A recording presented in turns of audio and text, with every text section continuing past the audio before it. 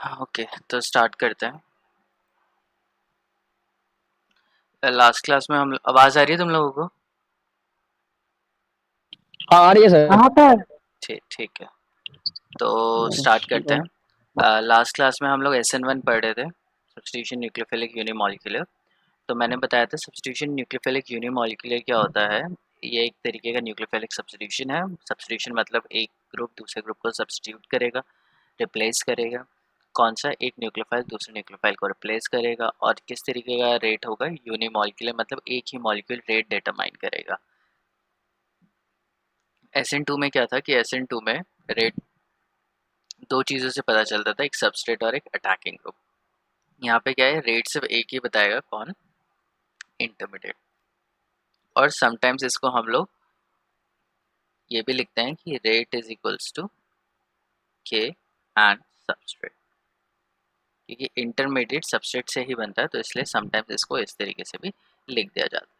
तो substitution nucleophilic unimolecular का सबसे इंपॉर्टेंट चीज़ क्या है कि इस रिएक्शन का जो ऑर्डर है, ऑर्डर क्या होगा? 1 होता है इस रिएक्शन का। ठीक है, और 1 है, और वो ऑर्डर किसके ऊपर डिपेंड करता है? इंटरमीडिएट के ऊपर।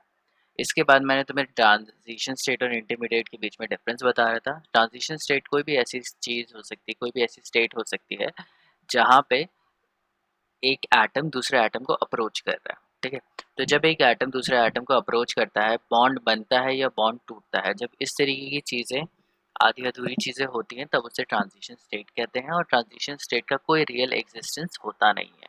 असली में ट्रांजिशन स्टेट एग्जिस्ट नहीं करती है। क्यों नहीं करती? क्योंकि ये हाईली अनस्टेबल होते हैं। कुछ ही सेकंड्स में, मतलब फ्रैक्शन ऑफ सेकंड्स में, सेकंड्स के भी फ्रैक्शन कर दो, काट दो, सेकंड्स को भी छोटा कर दो, उतने सेकंड्स में ये टूट जाता है, बनता है और ये टूट जाता है। तो मतलब कैसे एटम, एक एटम दूसरे एटम को अप्रोच कर रहा है, ये हम लोग नहीं बता पाते। Intermediate on the other hand क्या होता है, काफ़ी ज़्यादा रियल होते हैं, मतलब ये एक्चुअली में एग्जिस्ट करते हैं। इनके ऊपर कुछ चार्ज होते हैं, जैसे positive, negative, carbocation, carbon ion, radical, carbene, नाइट्रीन, इस तरीके के इंटरमीडिएट होते हैं। इनको रिएक्टिव इंटरमीडिएट्स भी बोला जाता है। हम लोग पढ़ेंगे आगे जाके थर्ड ईयर में, रिएक्टिव इंटरमीडिएट्स एक पूरा चैप्टर है जब हम लोग इन इंटरमीडिएट्स के बारे में पढ़ेंगे। तो रिएक्टिव इंटरमीडिएट्स क्या होते हैं? कंपैरेटिवली स्टेबल होते हैं। ये क्या होता है? बहुत ज़्यादा स्टेबल नहीं होते, लेकिन ट्रांजिशन स्टेट से ज़्यादा स्टेबल होता है, रिएक्टेंट और प्रोडक्ट से कम स्टेबल होता है। तो और इनको हम लोग देख सकते हैं कि ये एग्जिस्ट करते हैं या नहीं करते हैं। ठीक है, उसके बाद मैंने तुम्हें बताया था कि SN1 जो रिएक्शन होती है वो 2 स्टेप में होती है। पहले स्टेप में बॉन्ड ब्रेकिंग होता है और दूसरे स्टेप में बॉन्ड मेकिंग होता है। तो सबसे पहले क्या होता है कि बॉन्ड टूट जाता है, लीविंग ग्रुप चला जाता है, producing a intermediate which is called carbocation. तो ये इंटरमीडिएट यहाँ पे प्रोड्यूस हो जाता है। उसके बाद जो दूसरी रिएक्शन होती है बॉन्ड मेकिंग की, और वो क्या होती है? बहुत ही ज़्यादा फास्ट होती है।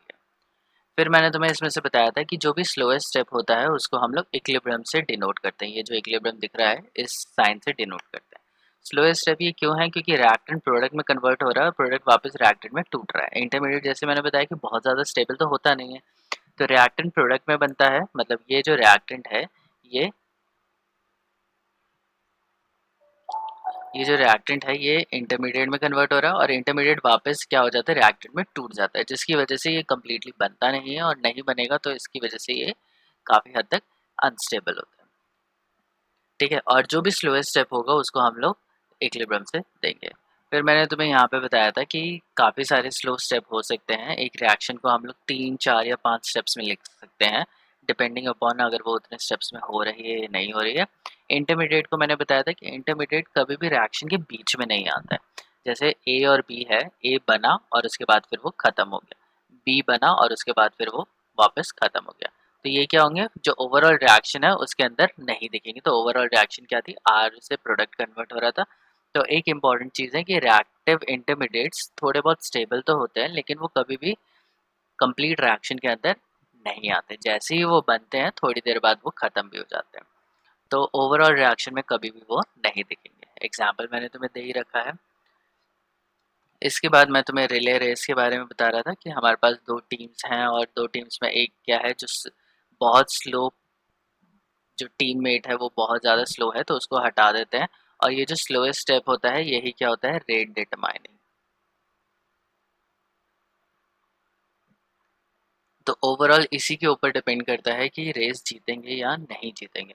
अगर इसको हटा के किसी और बंदे को ले आए जिसका जो टाइम है वो 8 मिनट लेता है, तो ये कंपैरेटिवली बहुत ज़्यादा चेंज आ जाएगा। कोई ऐसा आदमी ले आए जो और कम कर सकता है, तो रेट ऑफ रिएक्शन क्या हो जाएगी और बहुत ज़्यादा हद तक बढ़ जाएगी। तो इस तरीके से रेट ऑफ रिएक्शन बढ़ जाता है, और मैंने यहाँ पे तुम्हें डिस्क्राइब किया है कि रेट ऑफ रिएक्शन किसके ऊपर डिपेंड करता है, स्लोएस्ट स्टेप पे।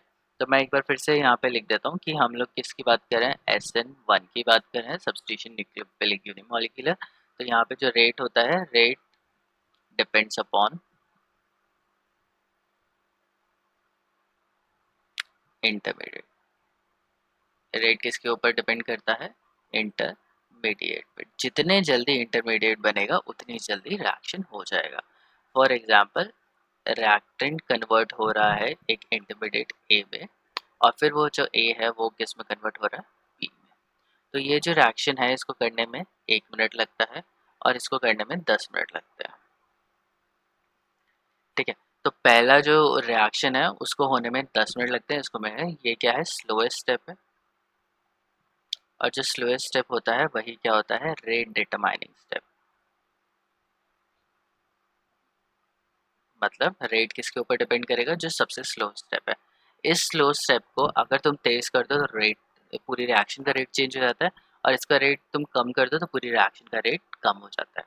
लेकिन अगर तुम फास्ट वाले स्टेप को, फास्ट जो स्टेप है उसको अगर तुम चेंज करोगे, उसको अल्टर करोगे, तो ज़्यादा कुछ डिफरेंस नहीं आएगा। ठीक है, इसलिए बोला जाता है जो स्लोएस्ट स्टेप होता है वही रेट डिटरमाइनिंग स्टेप होता है। ओके, अब इसके अलावा हम लोग एक और इम्पॉर्टेंट चीज़ देखते हैं कि जो यहाँ पे जो रेट है वो डिपेंड करता है ए के ऊपर।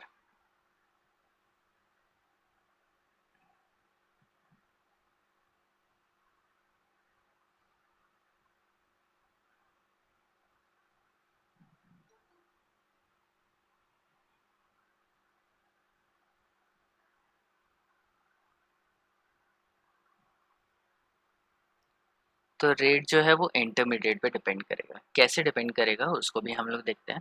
फॉर एग्जांपल, मेरा जो रिएक्टेंट है वो किस में कन्वर्ट हो रहा है, प्रोडक्ट में। तो रिएक्टेंट क्या है, लेस स्टेबल है, और प्रोडक्ट क्या है, मोर स्टेबल। ठीक है, तो रिएक्टेंट यहाँ पे मैंने कंसिडर किया कि रिएक्टेंट कम स्टेबल है, प्रोडक्ट ज़्यादा स्टेबल है, तो ये जो रिएक्शन है वो क्या चली जाएगी, फॉरवर्ड चली जाएगी। प्रोडक्ट जो होता है, प्रोडक्ट दो तरीके से हो सकता है। प्रोडक्ट जनरली ज़्यादा स्टेबल होता है।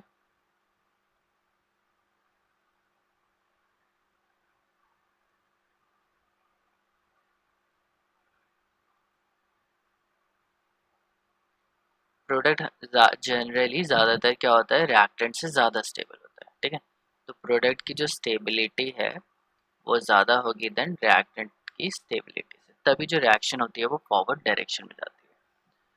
तो दो केस हो सकते हैं, एक रिएक्टेंट है और एक प्रोडक्ट है। ठीक है, इसमें से मैंने बोला कि ये मोर स्टेबल है और ये लेस स्टेबल है।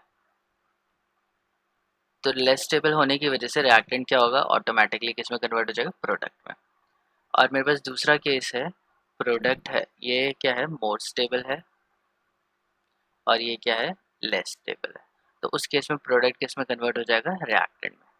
तो इसका मतलब क्या हुआ कि हमारी जो रिएक्शन है उस तरफ जाती है, जो रिएक्शन का जो एरो है वो उस तरफ जाना प्रेफर करता है जहाँ पे जो प्रोडक्ट हो वो ज़्यादा स्टेबल है, जहाँ पे चीज़ ज़्यादा स्टेबल है। तो मेरे पास ए है और यहाँ पे बी है। इसमें से अगर मैं बोलूँ कि ए ज़्यादा स्टेबल है, तो बी क्या हो जाएगा, ए में कन्वर्ट हो जाएगा। इसका मतलब अगर तुम्हारे पास ए है और तुम उसे बी में कन्वर्ट करना चाहोगे तो वो बहुत आसानी से नहीं होगा। ये जो रिएक्शन हो जाएगी वो जनरली क्या हो जाएगी, नॉन स्पॉन्टेनियस। मतलब इतनी आराम से ये ए बी में कन्वर्ट नहीं होगा, क्योंकि बी क्या है, लेस स्टेबल है, और ए क्या है, ज़्यादा स्टेबल। कोई भी चीज़ जो ज़्यादा स्टेबल है वो अनस्टेबल होना क्यों प्रेफर करेगी, लेकिन कोई भी चीज़ जो कम स्टेबल होती है वो ज़्यादा स्टेबल होना ज़रूर प्रेफर करेगी। ठीक है, इसको हम लोग इस तरीके से समझते हैं। चलो अभी मैं 2 मिनट में समझाता हूँ। एनर्जी प्रोफाइल डायग्राम जो आज का एक मेन टॉपिक है, जो आज हम लोगों को कंप्लीट करना है, ये ठीक है। अब मैंने यहाँ पे बोला कि मेरा जो रिएक्टेंट है वो कन्वर्ट हो रहा है इंटरमीडिएट में।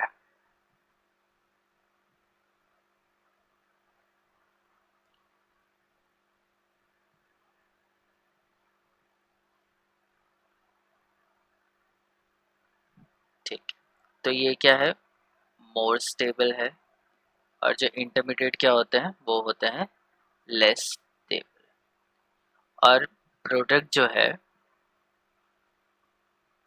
वो होता है हाईली स्टेबल, मतलब वो तो कुछ ज़्यादा ही स्टेबल है। तो जो मोर स्टेबल से लेस स्टेबल होगा, रिएक्टेंट क्या है, ज़्यादा स्टेबल है, रिएक्टेंट क्या है ज़्यादा स्टेबल है, और इंटरमीडिएट क्या है कम स्टेबल है, तो रिएक्टेंट जल्दी से इंटरमीडिएट में कन्वर्ट नहीं होगा, जिसकी वजह से ये जो स्टेप होता है वो क्या होगा, स्लो स्टेप। अब जो इंटरमीडिएट आ गया, अब इंटरमीडिएट के राइट साइड पे क्या है, प्रोडक्ट है, और वो क्या है कुछ ज़्यादा ही स्टेबल है। यहाँ पे रिएक्टेंट है, वो क्या है, स्टेबल है। ठीक है, इसको मोर स्टेबल की जगह मैं स्टेबल कर देता हूँ। ठीक है, तो इंटरमीडिएट के राइट साइड पे प्रोडक्ट है जो कि बहुत ही ज़्यादा स्टेबल है, और इंटरमीडिएट की लेफ्ट साइड पे क्या है, एक रिएक्टेंट है जो प्रोडक्ट के कंपैरिजन में कम स्टेबल है। ठीक है, तो अगर प्रोडक्ट ज़्यादा स्टेबल है तो रिएक्शन कहाँ जाएगी, फॉरवर्ड डायरेक्शन में जाएगी, इंटरमीडिएट वापस इधर नहीं जाएगा, इंटरमीडिएट कंप्लीटली किस में कन्वर्ट हो जाएगा, प्रोडक्ट में कन्वर्ट हो जाएगा, और ये जो रिएक्शन होगी वो क्या होगी, फास्ट होगी, क्योंकि प्रोडक्ट क्या होता है, हाईली स्टेबल होता है। ठीक है, तो अब मैंने यहाँ पे क्या है, मैंने एक रिएक्टेंट लिया, रिएक्टेंट को मैं इंटरमीडिएट में चेंज कर रहा हूँ।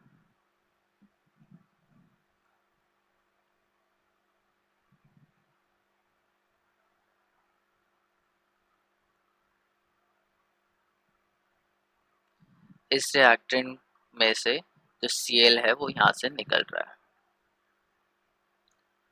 तो ये क्या हो रहा है, बॉन्ड ब्रेकिंग हो रहा है, और क्या निकल रहा है, एक टर्शरी कार्बोकेटायन।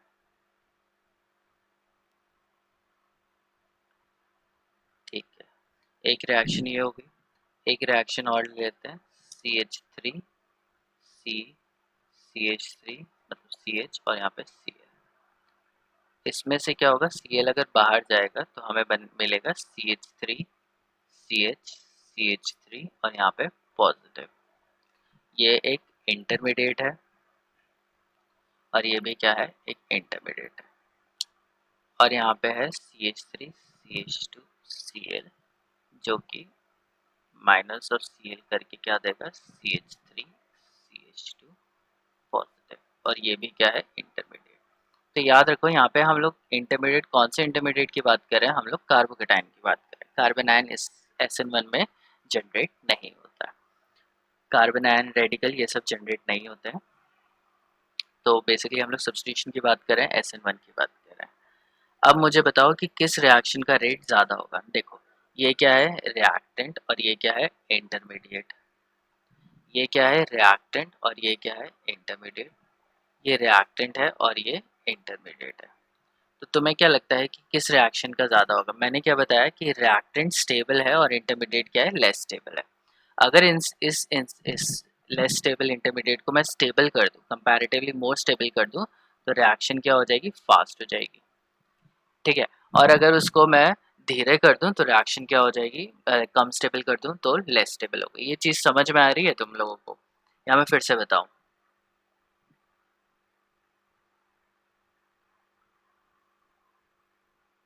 हेलो, फिर कोई, से बताइए सर। फिर से बताता हूँ।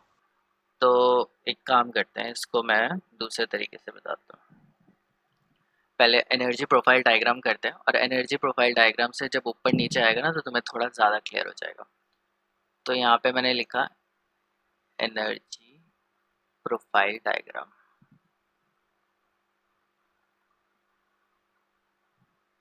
तो एनर्जी प्रोफाइल डायग्राम इस तरीके का एक डायग्राम होता है, मतलब एक ग्राफ होगा। ठीक है, ग्राफ पे यहाँ पे हम लोग लिखेंगे एनर्जी, ठीक है, और यहाँ पे हम लोग लिखेंगे रिएक्शन कोऑर्डिनेट।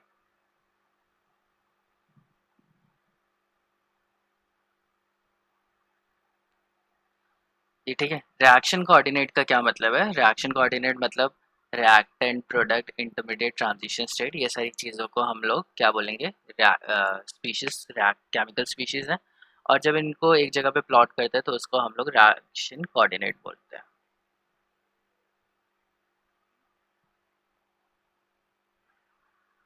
ठीक, अब यहाँ पे एनर्जी क्या है, इधर है, तो अगर एनर्जी हाई होगी, किसी भी चीज़ की एनर्जी हाई होती है तो वो क्या होता है, अनस्टेबल। और किसी की एनर्जी लो होती है तो वो क्या होता है, कंपैरेटिवली स्टेबल होता है।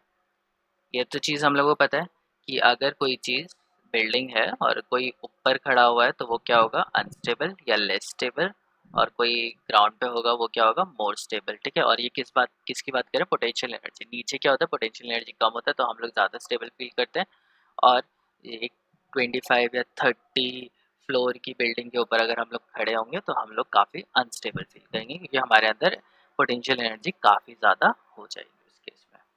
ओके, तो रिएक्शन कोऑर्डिनेट यहाँ पे लिखा, तो मैं अज्यूम करता हूँ कि रिएक्टेंट की एनर्जी इतनी है। ठीक है, इसको 1 2 3 4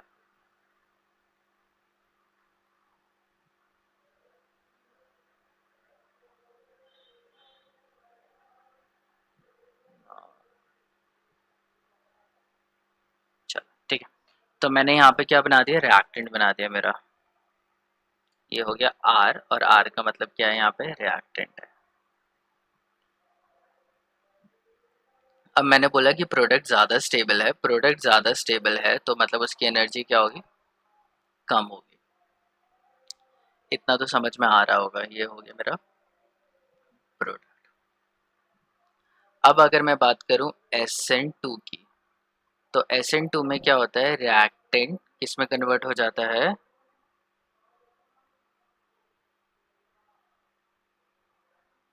अगर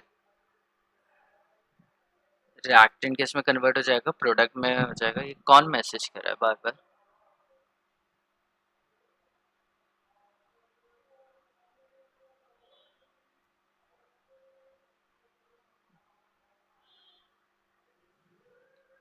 रिएक्टेंट किस में कन्वर्ट हो जाएगा, प्रोडक्ट में कन्वर्ट हो जाएगा। ठीक है, तो रिएक्टेंट प्रोडक्ट में कन्वर्ट होता है, लेकिन उसके बीच में क्या आता है, एक ट्रांजिशन स्टेट। तो ट्रांजिशन स्टेट को हम लोग कभी भी लिखते नहीं है। ट्रांजिशन स्टेट क्या होती है, यही होती है ट्रांजिशन स्टेट, मतलब कैसे रिएक्टेंट एक दूसरे रिएजेंट को पकड़ता है। तो हम लोग इनके बीच में क्या बनाते हैं, एक पीक बनाते हैं। ये रिएक्टेंट क्या हो रहा है, प्रोडक्ट में कन्वर्ट हो गया। ठीक है, यहाँ से यहाँ तक की जो एनर्जी है इसको बोला जाता है एक्टिवेशन एनर्जी।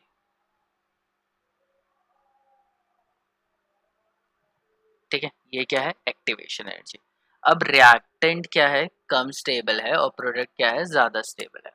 तो इसका मतलब तो ये होना चाहिए कि रिएक्टेंट अपने आप प्रोडक्ट में कन्वर्ट हो जाना चाहिए, बट ऐसा नहीं होता। समझ में आ रहा है, रिएक्ट प्रोडक्ट ज़्यादा स्टेबल है, लेकिन ऐसा नहीं है कि रिएक्टेंट अपने आप प्रोडक्ट में कन्वर्ट हो जाएगा। तो रिएक्टेंट प्रोडक्ट में कन्वर्ट क्यों नहीं होता, क्योंकि उसको काफ़ी सारी एनर्जी चाहिए, दिख रहा है। तो उसको 10 किलो जूल की एनर्जी चाहिए, 4 साढ़े 4 तो उसके पास है, बाकी जो रेस्ट है उसको अपने पास एनर्जी चाहिए। तब जाके रिएक्टेंट रिएजेंट के साथ अटैच होगा या टूटेगा, और वो फर्दर प्रोडक्ट में कन्वर्ट होगा। ओके, तो ये जो एनर्जी होती है इसको हम लोग एक्टिवेशन एनर्जी या ई बोला जाता है। ये क्या है, मिनिमम एनर्जी जो रिएक्टेंट को एब्जॉर्ब करनी पड़ेगी किस में कन्वर्ट होने के लिए, प्रोडक्ट में कन्वर्ट होने के लिए। और ये जो ऊपर जो ये है इसको हम लोग बोलते हैं ट्रांजिशन स्टेट। इसको क्या बोला जाता है, ट्रांजिशन स्टेट। ये जो ऊपर पीक दिख रही है ये वाली, इसको हम बोलते हैं TS, ट्रांजिशन स्टेट। तो ट्रांजिशन स्टेट का क्या होता है, बहुत ही ज़्यादा एनर्जी होगी, और जितनी ज़्यादा एनर्जी होगी उतना ज़्यादा चीज़ क्या होगी, अनस्टेबल होगी। समझ में आया, ये सबको क्लियर हो गया, मुझे बताओ।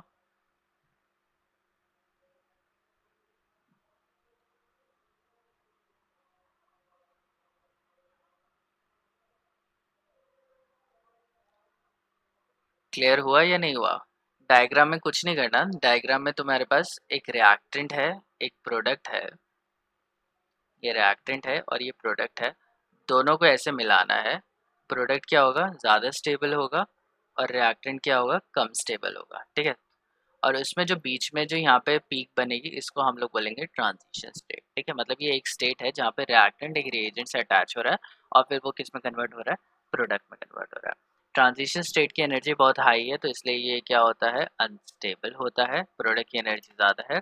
और ये क्या है, एनर्जी प्रोफाइल डायग्राम। लेकिन ये किस रिएक्शन का था, ये SN2 रिएक्शन का था। अब मैं यहाँ पे एग्जाम्पल लेता हूँ, SN2 का एग्जाम्पल ले लेते हैं। CH3Cl, और इसके ऊपर कौन अटैक कर रहा है, OH नेगेटिव अटैक कर रहा है, तो एक ट्रांजिशन स्टेट बन,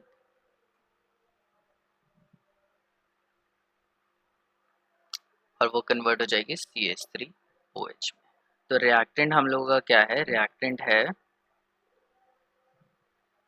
CH3Cl, तो रिएक्टेंट हमारा है CH3Cl, प्रोडक्ट क्या है CH3OH, और ये जो ट्रांजिशन स्टेट है वो क्या है कि OH यहाँ से अटैक कर रहा है bond making and bond breaking taking place simultaneously.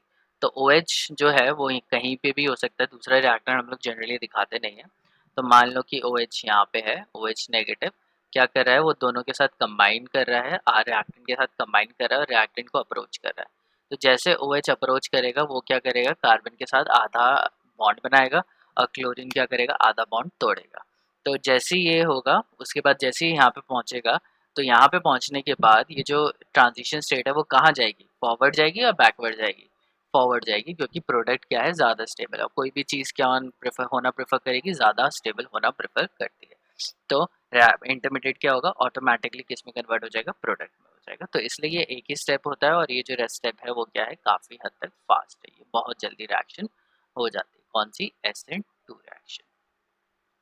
अब हम लोग बात करते हैं, किसी को कोई डाउट है SN2 में या इस एनर्जी डायग्राम प्रोफाइल में?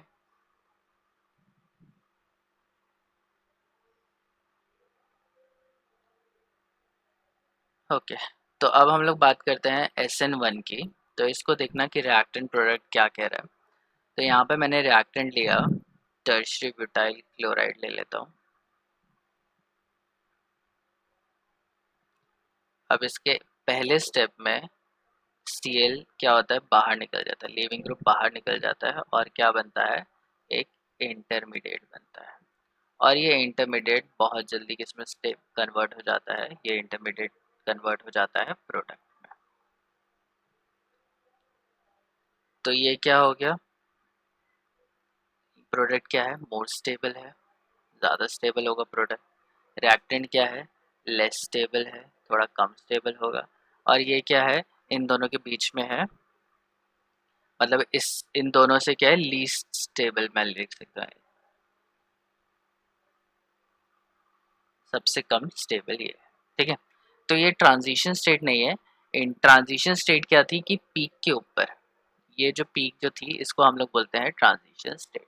लेकिन इंटरमीडिएट क्या होता है, कंपैरेटिवली स्टेबल होता है, ट्रांजिशन स्टेट से काफ़ी हद तक स्टेबल होता है। तो ये जो पीक है वो पीक हमेशा किसकी होगी, ट्रांजिशन स्टेट की। कोई भी ग्राफ देखोगे रिएक्शन कोऑर्डिनेट वाला, तो उसमें जो पीक होगी वो हमेशा क्या होगी, ट्रांजिशन स्टेट। ठीक है, तो अब मैं अगर इसका ग्राफ बनाऊंगा तो इसका ग्राफ क्या बनेगा, अलग बनेगा। पहली चीज़, इसके अंदर कितने हैं, दो स्टेप हैं, तो दो पीक बनेगी। तो मैंने मान लिया कि रिएक्टेंट ये है और प्रोडक्ट क्या है, कंपैरेटिवली ज़्यादा स्टेबल है। तो रिएक्टेंट क्या है, ये है, और प्रोडक्ट क्या है, ज़्यादा स्टेबल है, तभी रिएक्टेंट किस में कन्वर्ट हो रहा है, प्रोडक्ट में। बट रिएक्टेंट प्रोडक्ट में कन्वर्ट होने के लिए इसको किस में कन्वर्ट होना पड़ता है, पहले ये कन्वर्ट होता है इंटरमीडिएट में।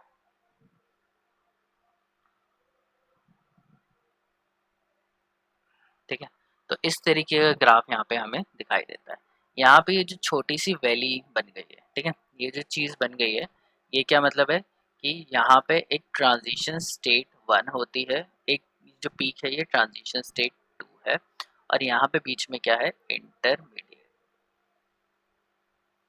ये बीच में क्या आ गया, इंटरमीडिएट आ गया। तो ये जो इंटरमीडिएट है इसको मैं आई लिख देता हूँ, क्या है ये, टर्शियरी ब्यूटाइल जो है कार्बोकेटायन है। इसको ब्लू कलर से मैं लिख देता हूँ, ये है इंटरमीडिएट। ये रिएक्टेंट था और ये क्या था, प्रोडक्ट था। तो पहले क्या है, जो स्लो स्टेप है, ये तो स्लो स्टेप है,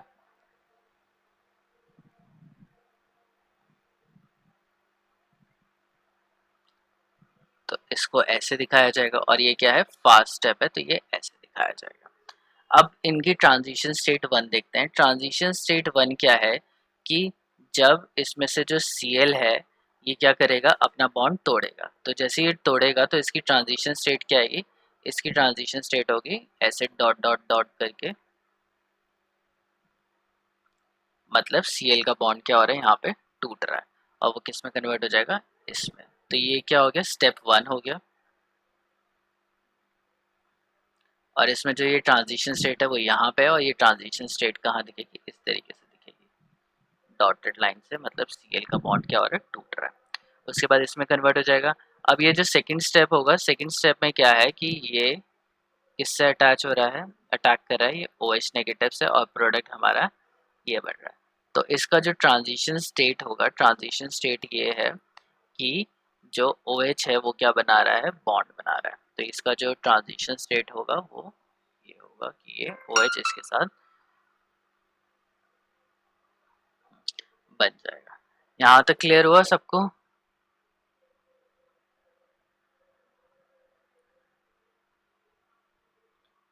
कोई तो बता दो, या किसी को क्लियर नहीं हुआ? हाँ सर, यहाँ यस तो हो सर, गया। हो गया। अच्छा, ठीक है। तो अब यहाँ पे दूसरा चीज हम लोग ये देखेंगे कि जो स्लोएस्ट स्टेप होगा, जो सबसे धीरे स्टेप होगा, उसकी जो एक्टिवेशन एनर्जी होगी ये होगी, वो क्या होगी, हाई होगी। और जो फास्ट स्टेप होगा, जो फास्ट स्टेप है, उसकी एक्टिवेशन एनर्जी क्या होगी, लो। मतलब क्या है कि अगर एक स्टेप धीरे हो रहा है, धीरे हो रहा है, तो मतलब उसको ज़्यादा एनर्जी की ज़रूरत है। तो अगर इस स्टेप को धीरे, ये जो स्टेप है वो स्लो स्टेप है, तो मतलब इसकी जो एक्टिवेशन एनर्जी है वो क्या होगी, ज़्यादा होगी। ज़्यादा मतलब उसको ज़्यादा एनर्जी चाहिए, तब जाके वो इसमें कन्वर्ट होगा। और अगर एक्टिवेशन एनर्जी कम है, देखो कितनी कम है, तो इतनी एनर्जी तो आराम से मिल जाती है, तो प्रोडक्ट क्या, इंटरमीडिएट क्या होता है, आराम से प्रोडक्ट में कन्वर्ट हो जाता है। तो जितनी, इधर मैं करके दिखाता हूँ, तो यहाँ पे रिएक्टेंट है, और ये इसकी एक्टिवेशन एनर्जी, तो मतलब 6 किलो जूल पर मोल ले लेता हूँ मैं इसकी एक्टिवेशन एनर्जी। और यहाँ पे एक दूसरी रिएक्शन है, रिएक्टेंट और ये प्रोडक्ट, और इसकी एक्टिवेशन एनर्जी है 2 किलो जूल। तो कौन सी रिएक्शन जल्दी होगी, बताओ मुझे? दूसरा दूसरा वाला। दूसरा वाला, क्योंकि इसमें क्या है, कम एनर्जी की ज़रूरत है। एनर्जी क्या होती है, टेम्परेचर से डायरेक्टली रिलेटेड होती है। तो जितना ज़्यादा टेम्परेचर होगा उतनी ज़्यादा एनर्जी होगी, तो मतलब रिएक्शन क्या हो जाएगी, कम टेम्परेचर पे हो जाएगी। और इसको हम लोग बोलते हैं कैटेलिटिक इफेक्ट। मतलब अगर तुम इस रिएक्शन में कैटलिस्ट डाल दो, तो कैटलिस्ट क्या करता है, रेट ऑफ रिएक्शन इंक्रीज कर देता है। रेट ऑफ रिएक्शन कैसे इंक्रीज करता है, कैटलिस्ट क्या करता है, उसकी एक्टिवेशन एनर्जी को क्या कर देगा, कम कर देगा। अगर एक्टिवेशन एनर्जी कम हो गई, तो रिएक्शन का जो रेट है वो भी क्या हो गया, काफ़ी हद तक इंक्रीज हो गया। तो ये क्लियर हो गया। तो अब मैं तुम्हें एक क्वेश्चन दे रहा हूँ, देखो, एक रिएक्टेंट है, वो इंटरमीडिएट में कन्वर्ट हो रहा है,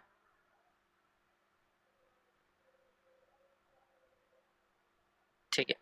और जो इंटरमीडिएट है वो किस में कन्वर्ट हो रहा है, प्रोडक्ट में कन्वर्ट हो रहा है।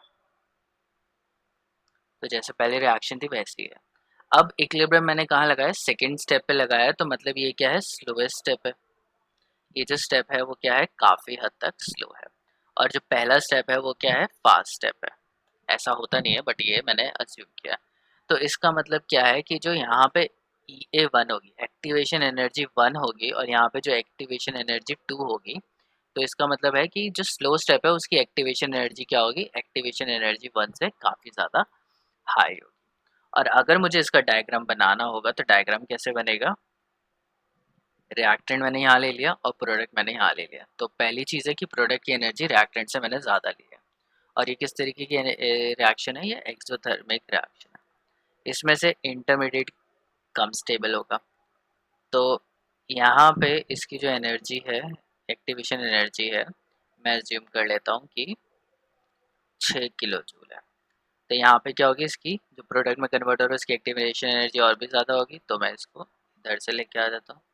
तो इसकी जो एक्टिवेशन एनर्जी है यहाँ से करेंगे, ये 7 किलो जूल है। तो ग्राफ कैसे बनेगा, इस तरीके से बनेगा।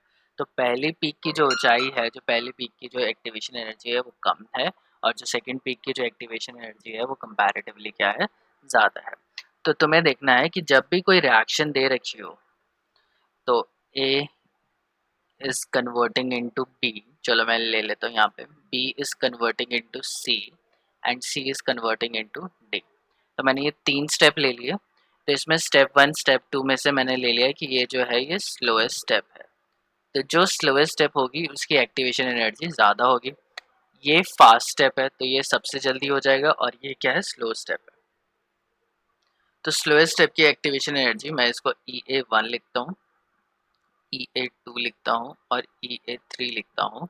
तो EA3 क्या होगा, सबसे छोटा होगा, देन EA1 जो कि स्लो है, और जो EA2 है जो क्या है, सबसे ही ज़्यादा स्लो होगा। तो इसको अगर मैं देखूँ तो A मेरा रिएक्टेंट है, तो इसका जो स्टेप है वो क्या है, स्लो है। तो ये मेरा हो गया इंटरमीडिएट। अब जो बी स्टेप है वो क्या होगा, बहुत ही ज़्यादा, मतलब यहाँ पे कुछ इंटरमीडिएट बनेगा सी, और ये क्या है, बहुत ही ज़्यादा है। तो यहाँ पे जो एक्टिवेशन एनर्जी होगी, ये जो यहाँ से रिएक्टेंट से लिया एक्टिवेशन एनर्जी 2 किलो जूल है, तो ये कितनी है, ज़्यादा है। तो 3-4 कुछ भी बना सकते हो अगर तुम्हें नहीं दिया होगा, जनरली क्वालिटेटिव पूछते हैं। और फिर ये किस में हो जाएगा, फास्ट रिएक्शन है, तो फास्ट रिएक्शन में क्या होगी, एक्टिवेशन एनर्जी बहुत ही कम होती है, तो ये प्रोडक्ट है। और ये क्या हो गया, तो ये EA3 हो गया, ये EA2 हो गया, और ये क्या है, EA1 है। यहाँ पे एक्स एक्सिस पे क्या, वाई एक्सिस पे क्या आएगा, एनर्जी, और आर एक्स एक्सिस पे हम लोग RC लिखते हैं या फिर रिएक्शन कोऑर्डिनेट लिख सकते हो। ठीक है, तो जितने इंटरमीडिएट होंगे, इंटरमीडिएट क्या होता है, 2 पीक्स के बीच में जो वैली होती है, ठीक है, इस वैली को हम लोग क्या बोलते हैं, इंटरमीडिएट। और जो यहाँ पे होता है वो क्या होता है, ट्रांजिशन स्टेट। ट्रांजिशन स्टेट क्या बताता है, बॉन्ड ब्रेकिंग या फिर बॉन्ड मेकिंग। जब बॉन्ड टूट रहा होता है या बॉन्ड बन रहा होता है, तो उस चीज़ को हम लोग क्या बोलते हैं, ट्रांजिशन स्टेट। और ये असली में एग्जिस्ट नहीं करता है। और ये जो आई है वो इंटरमीडिएट होता है, इंटरमीडिएट कंपैरेटिवली ज़्यादा स्टेबल होता है। ज़्यादा स्टेबल कैसे होगा, ज़्यादा स्टेबल कौन कौन से होते हैं, जैसे कार्बोकेटायन हो गया, कार्बन आयन हो गया, रेडिकल, कार्बीन, नाइट्रीन, ये सबको क्या बोला जाता है, रिएक्टिव इंटरमीडिएट्स। ठीक है, तो अब आ जाते हैं हम अपने SN1 पे। तो SN1 के बारे में अगर मैं बात कर रहा था तो मैंने बताया कि मेरे पास जो रेट है, पहली चीज़ ऊपर ही लिख देते हैं, रेट क्या है, वो डायरेक्टली प्रोपोर्शनल है स्टेबिलिटी ऑफ कार्बोकेटायन।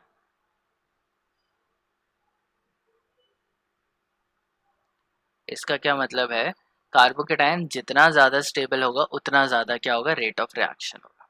तो हमें पता है कि जो बेंजाइल कार्बोकेटायन होता है वो ज़्यादा स्टेबल होता है than allyl carbocation, than tertiary, than लिख देता हूँ मैं, tertiary, secondary, primary and methyl. ठीक है, तो अगर मैं बोलूँ जो रिएक्शन होती है वो मेजरली यहाँ पे हो जाती है, यहाँ पे होती है, यहाँ पे होती है, यहाँ पे होती है। इनमें जनरली क्या होती है, SN2 होती है, और इनमें जनरली क्या होगी, SN1 होगी। ठीक है, जैसे मैंने पीछे बताया था कि टर्शरी कार्बोकेटायन है, टर्शरी कार्बन है, तो उसमें SN2 तो होती ही नहीं है। क्यों नहीं होती, क्योंकि वहाँ पे SN1 चली जाती है। तो rate is directly proportional to the stability of carbocation. Carbocation जितना ज़्यादा स्टेबल होगा उतना ज़्यादा रेट ऑफ रिएक्शन होगा। तो पहले मैं यहाँ पे तुम्हें करके दिखाता हूँ। ये Cl है, ये किस में हो गया, टर्शरी कार्बोकेटायन में हो गया।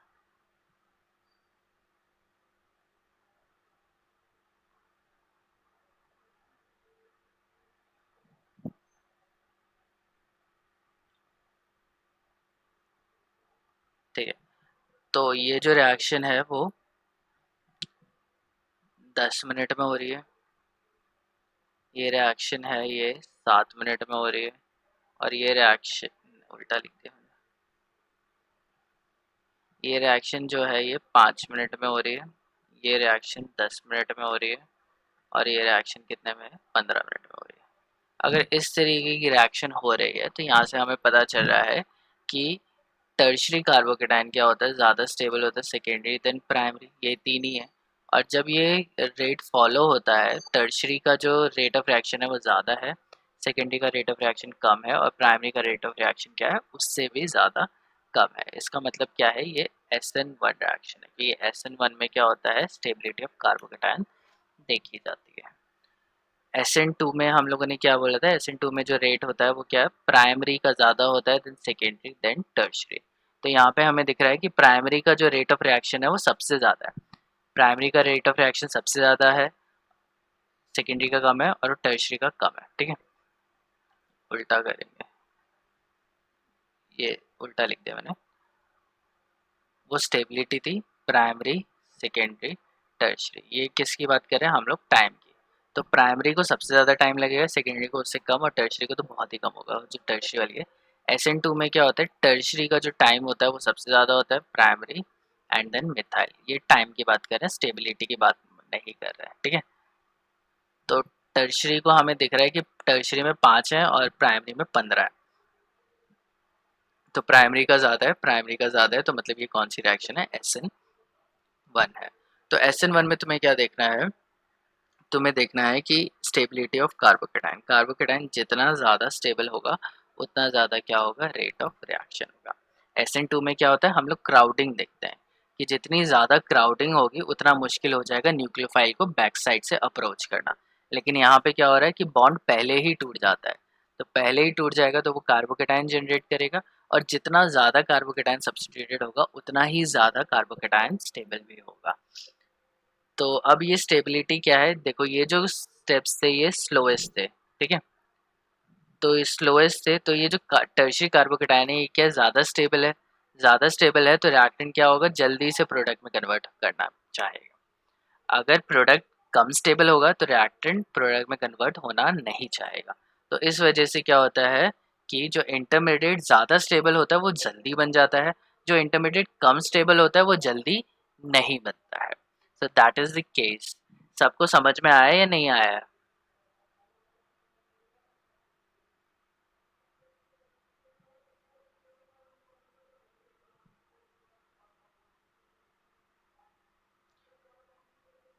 किसी को समझ में नहीं आया? यस सर, आ गया। आ गया? किसी को कोई डाउट है तो अगर, सर हाँ डाउट है तो बताओ। नहीं, नहीं है। अच्छा नहीं है, तो अगर क्वेश्चन आएगा कि आइडेंटिफाई करो कि किसका SN1 सबसे जल्दी होगा, तो मेरे पास ऑप्शन है, मैं दे रहा हूँ।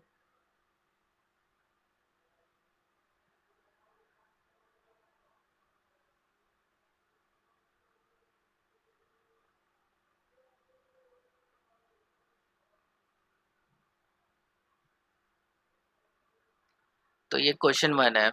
हाँ अंजलि तुम ही बताओ, इन दोनों में से सबसे जल्दी किसका रेट ऑफ, मतलब कौन सबसे जल्दी चला जाएगा अगर मैं SN1 की बात कर रहा हूँ तो? पहला वाला सर। हाँ, तो फर्स्ट वाला क्या होगा, सबसे जल्दी आ जाएगा। एक सेकेंड रुकना।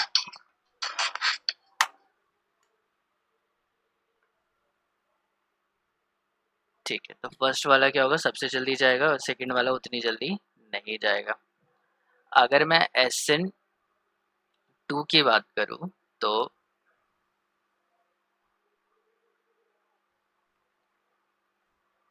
हाँ कोई और है, शिवम तुम बताओगे? हाँ सर। हाँ, अगर मैं SN2 की बात करूं तो कौन सबसे जल्दी जाएगा इन दोनों में से?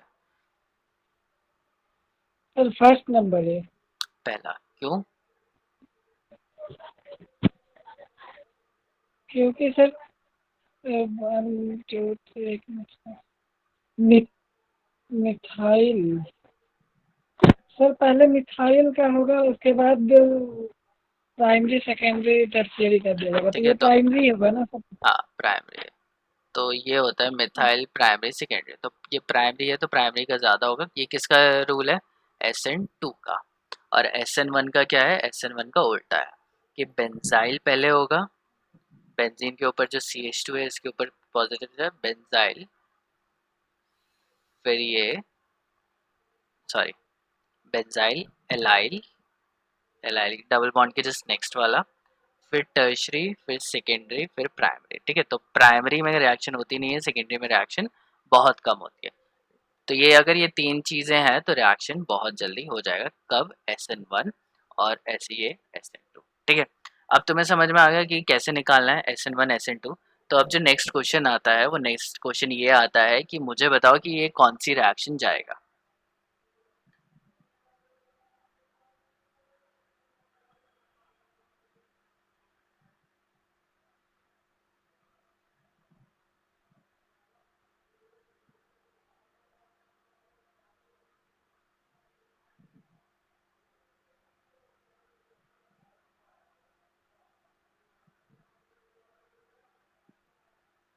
हाँ, एक एक करके मुझे बताओ कि कौन जाएगा सबसे पहले। हाँ दीपक, तुम देख रहे हो? हाँ देख रहे हैं। हाँ, तो ये जो फर्स्ट वाला है तुम्हें क्या लग रहा है, ये SN1 करेगा या SN2 करेगा? SN1। क्या करेगा? SN1। ठीक है, SN1 करेगा। क्यों करेगा? रीजन क्या है?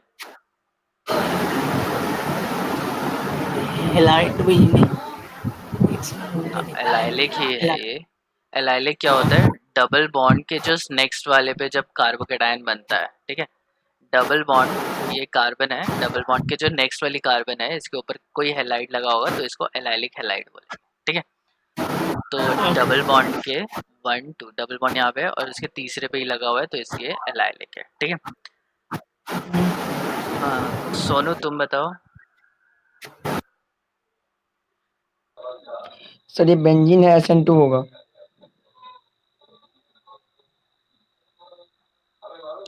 बेंजीन है SN2 होगा, ये तो SN1 जाएगा।